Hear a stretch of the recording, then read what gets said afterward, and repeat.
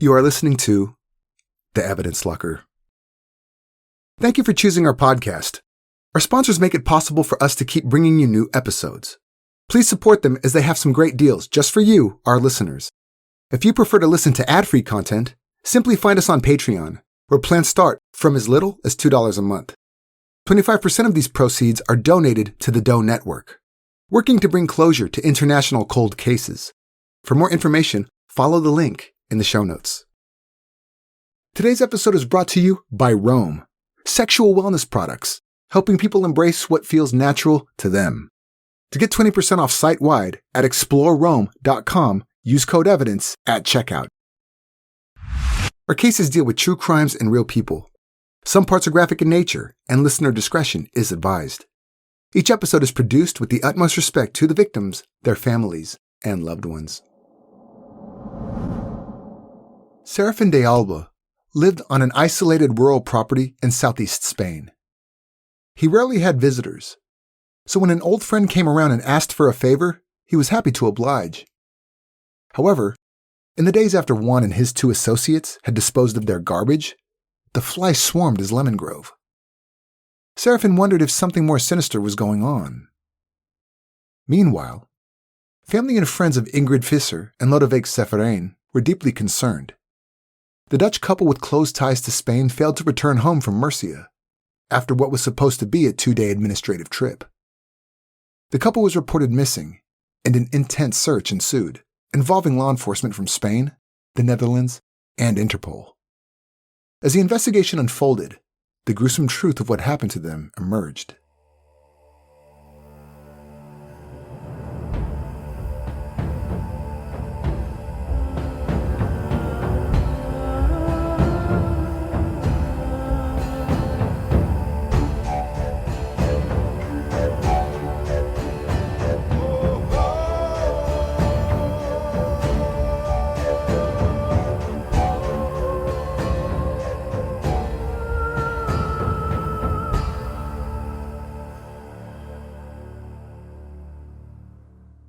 Ingrid Louise Visser was born in Gouda, the Netherlands, on the 4th of June, 1977. Already at a young age, she needed no introduction in the world of international volleyball. With 514 international matches under her belt and stints in countries like Brazil, Italy, Spain, Russia, and Azerbaijan, 35-year-old Ingrid was a household name. In 1995, she won the European Championship and also played at the 1996 Olympic Games in Atlanta. After 17 years of professional sport, however, Ingrid was ready to retire. Her partner, Lodewijk Severein, a retired volleyball player and manager for the national women's volleyball team, was also well known. The couple met through the sport and knew each other for a while before starting a romantic relationship in 2005. Both had been married before, also to volleyball players, and Lodewijk had 2 daughters with his first wife. Lodewijk was about 20 years older than Ingrid, but the age difference was not an issue for the two kindred spirits. Although he was heavily involved in the sport of volleyball, he was also a successful entrepreneur. It was reported that Lodewijk had sold his business, internet provider HHC Net, for millions of euros, and that he was able to live comfortably. In 2009, Ingrid moved to Spain to play volleyball for a club called Club Atlético Volleyball, or CAV, Murcia. Murcia is located in the southeastern part of Spain. It sits inland from the Mediterranean coast, about 40 kilometers or 25 miles from the sea. Murcia is surrounded by mountains on all sides except the east, where it is open to the Mediterranean. It's a charming city with about 500,000 residents and is known for its beautiful Baroque and Gothic architecture, as well as its rich history and culture. Residents enjoy a laid-back lifestyle, and it has a vast variety of tapas bars. The club was owned by a local businessman and marble quarry owner, Evaristo Lifante. Lifante is a larger-than-life character, a flamboyant businessman, and mayor of Barinas. At the time, he drove a Maserati, and with money pouring in from his marble quarry, established a world-class women's volleyball team with prolific international players. He spared no expense and built an accommodation complex for the players, with a pool and all amenities to make them feel at home. Players were offered a handsome 90,000 euros per year, and the team excelled. However, when Spain's building industry collapsed, so did Lifante's finances. The club was declared bankrupt, and Lifante withdrew, giving Juan Cuenca the responsibility of sorting out the finances. He had all of Lifante's bank account details and passwords, and Lifante trusted him. It was before the end of Ingrid's second season when the club was declared bankrupt, and like some other players, she lost out financially. Today's episode is brought to you by Rome, sexual wellness products, helping people embrace what feels natural to them. Let's talk about sex for a minute. Why is it so difficult to discuss? Well, we all know it's a basic human need that everyone should be doing more of, and better. If you're looking to enhance your own sexual experience, whether by yourself or with a partner, go on over to explorerome.com, as in R-O-A-M, not the city in Italy. Rome was started to break stigmas around buying sex care products. Being LGBTQ+ founded, inclusivity and diversity is at the heart of everything Rome does, even down to removing genders on the products. The diverse range of sex-positive products includes lube for front and back in super premium packaging, something you would happily keep on your bedside table. The front lube mimics natural wellness down there and is tailored to your natural pH balance, while the back lube is thicker and designed for comfort. And fun fact, did you know you're statistically more likely to orgasm if you use lube? So what have you got to lose? As well as looking and feeling amazing, all Rome products are vegan, sustainable, and the condoms contain 40% less packaging than competitors. And no need to worry about your nosy neighbors. All products are packaged discreetly. And the toys, although powerful, don't make a lot of noise, and the best thing about them is that they're waterproof, so you can escape to the bathroom for a perfect bit of me time. Thank us later. To get 20% off site-wide at explorerome.com, use code EVIDENCE at checkout. That's explore, ROAM.com, and use code EVIDENCE at checkout. Now, back to today's episode. In 2011, Ingrid returned home to the Netherlands. Still, Murcia held a special place in her heart, and she visited the area a couple of times after moving back home. Lodewijk joined her on these trips, and they were both very much at home in Spain. Ingrid was more than just a sports star, however, and despite the turbulent end to her volleyball career, she managed to finish her law degree. With her volleyballing days behind her, she was looking forward to starting her second career, but she also hoped to start a family with Lodewijk. The couple visited a fertility clinic in Murcia, where their IVF journey began in March of 2013. Lodewijk was always looking for business opportunities and invested in multiple Dutch companies. However, he also felt that there were possible ventures for him in Spain. He maintained contact with Ingrid's volleyball club manager and technical director Juan Cuenca and was intrigued when Juan proposed a business idea. He had devised a scheme to resell the club owner, Evadasto Lifante's marble quarry in the Sierra north of Murcia for a sizable profit, and they would pocket a large fee. An evaluation projected that if the entire 259 hectares of the mine were explored, it could be worth 35 million euros. Lodewijk sent an advance of an undisclosed amount to his new Spanish business partner in order to launch the venture. Nevertheless, he also decided to take it upon himself to track for potential purchasers for the quarry and reached out to his connections in Brazil, Morocco, the Netherlands, and Romania. Together, Lodewijk and Juan planned to establish Gramar Stone Trade Limited in the tax haven of Gibraltar, where they would deposit the sales proceeds and where Juan would also pay Ingrid $60,000 in residual salary, which he still owed her as club manager. The money owed to Ingrid was a sore point. Whenever they went to Spain, they tried to retrieve it.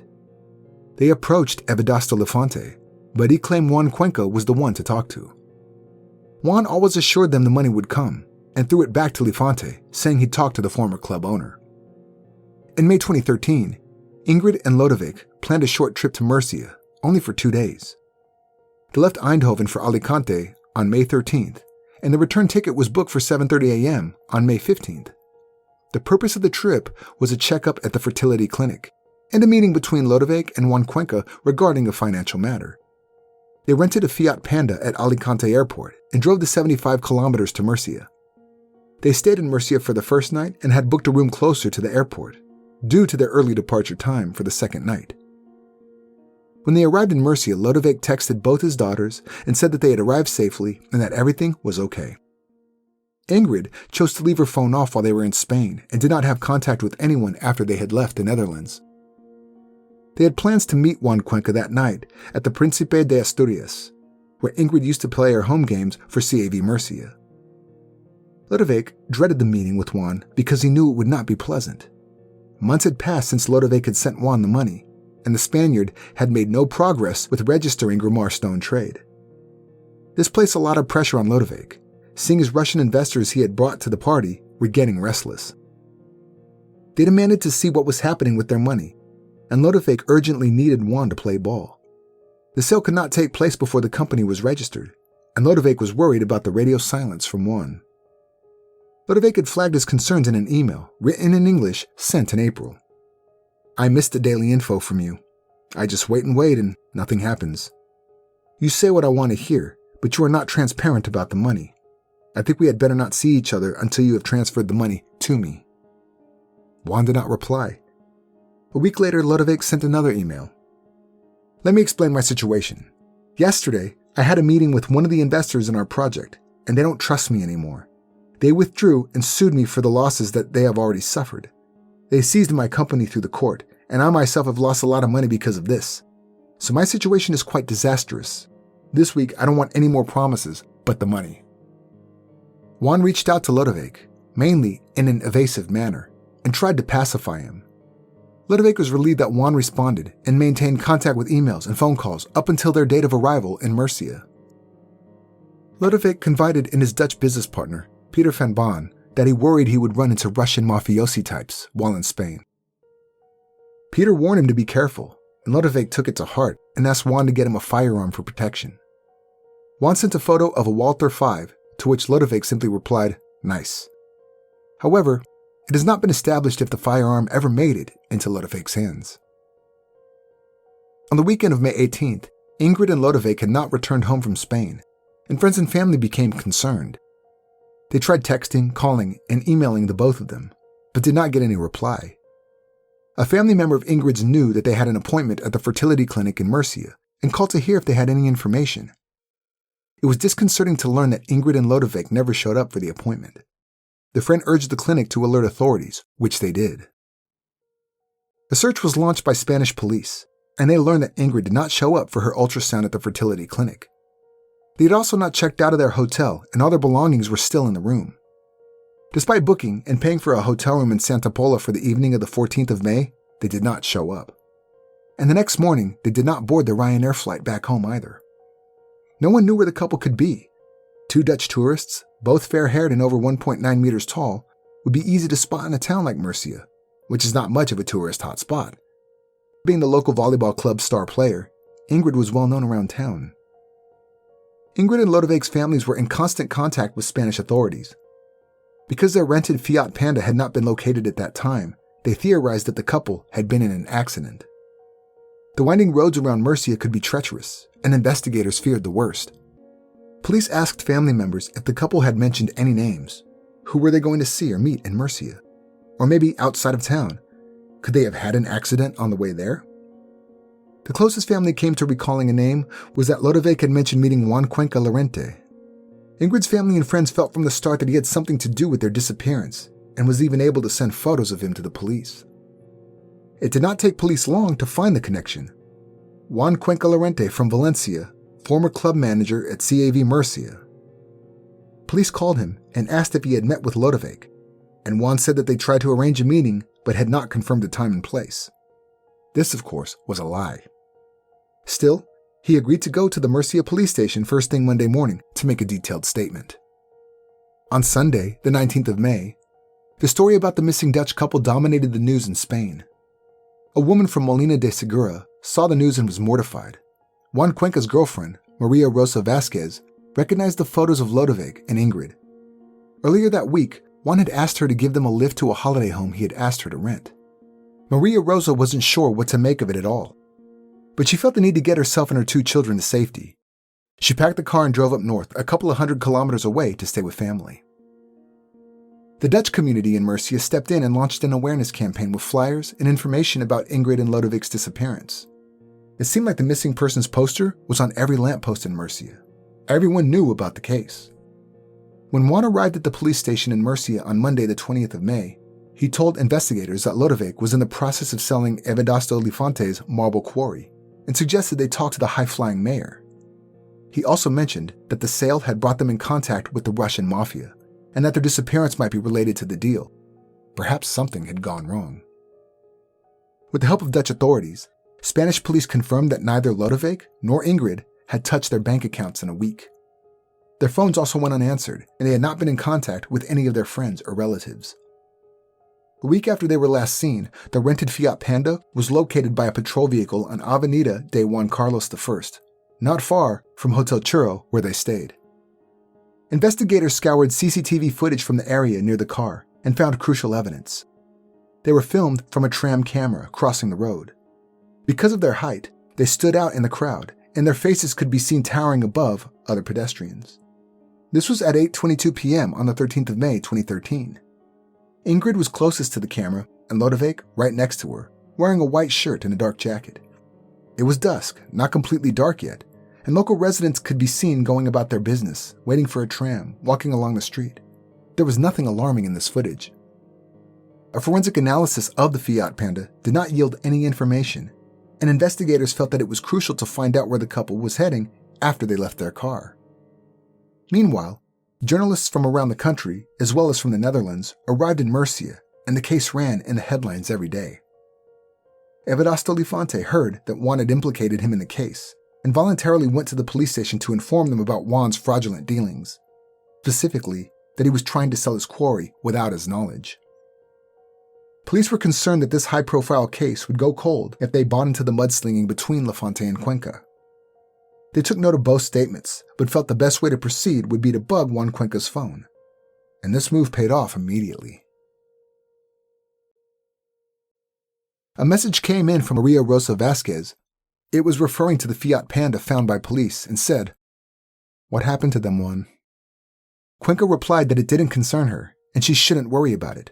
But she did. And before police could locate her, she called them. And she had unsettling information indeed. According to Maria Rosa, Juan had asked her to arrange a holiday rental near Lifante's marble quarry for a couple of days, for May the 13th. She managed to find a nice property, Casa Calora, in La Jarona, a small village with only a couple of homes. They arranged that Juan would drive to Murcia from his home in Valencia, over 200 kilometers away, and that she would take him to the property. He made a strange request which in hindsight sent chills down her spine. Maria Rosa told investigators he had asked her to buy some garbage bags, caustic soda, and a circular saw. She refused, saying she didn't know anything about hardware goods and suggested they went to the store together. The pair met in Molina de Segura, a neighborhood northwest of Murcia's town center. Maria Rosa was alarmed when she saw the two men with Juan. They had dark, slick-back hair and seemed foreign, and they looked very shady. Maria Rosa led the way, driving off in her black BMW 525. On the way to La Jarona, they stopped at a shopping mall. Juan gave his companion some cash, and they went inside to buy the items he had previously asked Maria Rosa to get. They carried on their way and reached the Casa Calora, where Juan took out a wad of cash, paying the host, who then politely retreated to the neighboring property. Maria Rosa was keen to get away from Juan and the two men, but he stopped her, asking for one more favor. He said that he was supposed to meet two foreigners in Murcia that night. He explained that he couldn't go to town at the time because he had other obligations. If Maria Rosa could pick his guests up there and bring them here to the vacation home, it would help him a lot. Maria Rosa said no at first, because the road was not very safe, and it meant she'd have to drive home after dark. Also, she'd have her children with her, and it was a school night. Juan Cuenca insisted, and convinced her to help him. He promised to give her money for gas and explained how his guests looked, a Dutch couple who were both tall, fair, and always well-dressed. They had arranged to meet at the Príncipe de Asturias at 8:30. Moments after Lodewijk and Ingrid crossed the road in front of the tram, they met a woman who said that she would take them to Juan Cuenca. They were reluctant at first, but saw she had two children in her car, and thought it was probably not unsafe. Lodewijk sat in the passenger seat with a manila folder on his lap, and hardly said a word the entire ride. Ingrid was in the back with Maria Rosa's two kids, and they chatted happily. Maria Rosa drove the 20-kilometer winding road to Casa Calora, a 30-minute drive. When they arrived, Juan Cuenca was waiting outside, greeted his guests with a smile, and gave Maria Rosa 40 euros for gas. She could not get out of there soon enough and headed home to get her kids to bed. And 2 hours later, Juan sent her a text, thanking her for everything. While investigators kept listening in on Cuenca's phone calls and gathering evidence, like Valentin Ion calling to demand money for the job he had completed, a forensic team processed Casa Colora. To the naked eye, it looked spotless. The landlord even mentioned how impressed he was with how clean the men had left the place. However, testing showed large amounts of blood that had been cleaned up. They called it two sources of great violence in the living room. On Sunday, May 25th, just short of 2 weeks after Ingrid and Lodewijk left the safety of their home in Huizen, police arrested Juan Cuenca at a public square in Valencia. He confessed on the same day, but claimed he did not commit the murders, although he was present when the bodies were disposed of. He agreed to show them where they were. Wasting no time, police arranged search and excavation teams to meet them at the property of Serafin de Alba in Alquerias. He was an old friend of Cuenca's who lived on a rural property on the outskirts of Murcia. De Alba, a retired tax inspector, enjoyed the peace and quiet, and his home was nestled in the middle of a lemon grove. It was easy to miss the turnoff to his property, as it was a hidden gravel road that passed through under a bridge. There was no street name or signage, and if you didn't know someone lived there, you wouldn't know. De Alba told investigators that at lunchtime, on Wednesday the 15th of May, around the time Ingrid and Lodewijk were due to arrive back home, Juan Cuenca arrived on his property with two Romanian friends, Valentin Ion and Constantine Stan. Not realizing what he was agreeing to, Serafin de Alba agreed that the men could dump some garbage on his property. Valentin and Constantine set out to dig two 2x2 meter holes, about half a meter deep, under the lemon trees. They placed black garbage bags inside, then covered it up with caustic soda before filling the holes back up again. Despite covering it all up, thousands of flies descended on the area, mainly swarming over the two shallow graves. Before they left, Juan asked Serafin if he could leave some items with him, a circular saw, an axe, and a diesel saw, as well as a set of keys. Keys to Casa Colora. He told him that Maria Rosa would collect the keys and return it to the owner of the rental property. On that Sunday, it did not take police long to locate the graves in the lemon grove. It was only a short distance from the home. Positive identification was not possible at this time because the bodies had been dismembered and were severely damaged by the caustic soda. 36-year-old Juan Cuenca was charged the next day, together with his two Romanian accomplices, 59-year-old Valentin Ion and 47-year-old Constantine Stan. Juan told authorities that he was not inside the house when the couple died and claimed that Valentin was the one who committed the murders. In his statement, Cuenca also implicated Evadasto Lifante, naming him as the mastermind behind the murder plot. However, a thorough investigation found no links between the eccentric millionaire and the murders. If anything, he was a victim too, having been taken advantage of by Cuenca for years. On the 31st of May, DNA tests confirmed that the bodies found in the lemon grove were indeed those of Ingrid Visser and Lodewijk Severein. News reports stated that the couple had been tortured. Lodewijk's teeth had been pulled out and his jaw was shattered. However, this would prove to be untrue. Another detail that emerged was that the IVF treatment was successful and Ingrid was pregnant at the time of her murder. 2 weeks later, the remains were repatriated to the Netherlands, and an emotional memorial service was held in Ingrid's hometown, Almere. It was attended by countless athletes who traveled far and wide to pay their respects to the two volleyball legends. His family and friends were still grappling with coming to terms with their loss, a further two suspects were named in the case: Juan Cuenca's girlfriend Maria Rosa Vasquez, as well as the owner of the property where the remains were found, Serafin de Alba. The Romanian duo refused to speak for months, but eventually came out with a story of what took place inside Casa Colora that fateful night in May. According to Ion and Stan, there was a Russian man called Donkovich or Donko, who had a bone to pick with Lodewijk Severein. Cuenca allegedly picked him up from the airport in Valencia. However, police could not find any evidence that someone by the name of Donkovich landed at any airport in the area in the time leading up to the murders.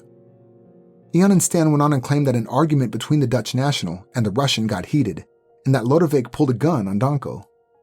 Donko then hit it out of his hand, and Ingrid picked it up. At this point, Donko lost it, and proceeded to attack the couple with objects from the living room, a vase and an ashtray. He did not stop beating them until they were both dead. Ion and Stan claimed that Donko forced them to dispose of the bodies, threatening that he would kill their families if they refused. They claimed they only purchased a circular saw the next day. There was a discrepancy though, because Maria Rosa saw them buying items at the DIY store en route to Casa Colora. This suggests that the murders were premeditated. However, it is not clear if they actually bought the saw on that day or not. It took an entire year after this point, until October 3, 2014, before Cuenca, Ian, and Stan appeared in court and the prosecutor demanded a 50-year sentence for each defendant, as well as 3 years for Severein de Alba for aiding the criminals. Proceedings dragged along, and in 2016, the defense team proposed a deal to the prosecutor. The defendants would plead guilty to manslaughter and accept 20 years in prison. It was turned down. In October 2016, Valentin Ion changed his story once more, this time confessing to killing the couple. The Romanian had military training and claimed that Juan Cuenca offered him 15,000 euros to murder the Dutch couple, but only paid him in advance of 1,200. Lodewijk served the first punch during their fight. He also pointed a gun at Juan. Valentin beat Ingrid to death and then Lodewijk, using a vase and a heavy crystal ashtray. He also said that Severein de Alba was not kept in the dark and knew what they were trying to conceal on his property. On the 27th of October, 2016, Juan Cuenca and Valentin Ion were found guilty by the Provincial Court of Murcia and sentenced to 34 years in prison. Constantine Stan was acquitted of murder charges, but sentenced to 5 months for his role in the disposal of the victims' bodies. But at the trial, he had already served more than that, so he was released on the spot. And Severein de Alba was also found not guilty and released. Because Maria Rosa cooperated with police, she was never charged. The prosecution appealed the outcome, insisting that Juan and Valentin deserved heftier sentences. In March 2017, Cuenca and Ion's sentences were increased to 40 years each. In this senseless crime, where greed was the obvious motive, let's not forget the lives lost. Lodewijk was a father, a business partner, a friend. Ingrid was loved by her family, friends, and former teammates, inspiring so many people. And their unborn child never got the life his or her parents had worked so hard for. Ingrid's memory will live on in Dutch volleyball, as her parents requested that her jersey, number 15, be retired. It will never be worn by a team member again, out of respect for the athlete who gave so much to the sport. 15 will forever be Ingrid's number.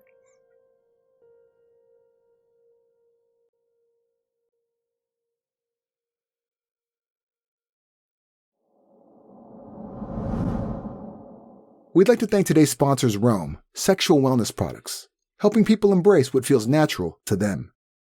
To get 20% off site-wide at explorerome.com, use code EVIDENCE at checkout. That's explore, ROAM.com, and use code EVIDENCE. If you'd like to read more about this case, have a look at the resources used for this episode in the show notes. Also, visit us on social media to see more about today's case. We're on Facebook, Instagram, and Twitter. You can also check out our channel on YouTube. If you like what we do here at Evidence Locker, subscribe on Apple Podcast or wherever you are listening right now, and kindly leave a 5-star review. This was the Evidence Locker. Thank you for listening.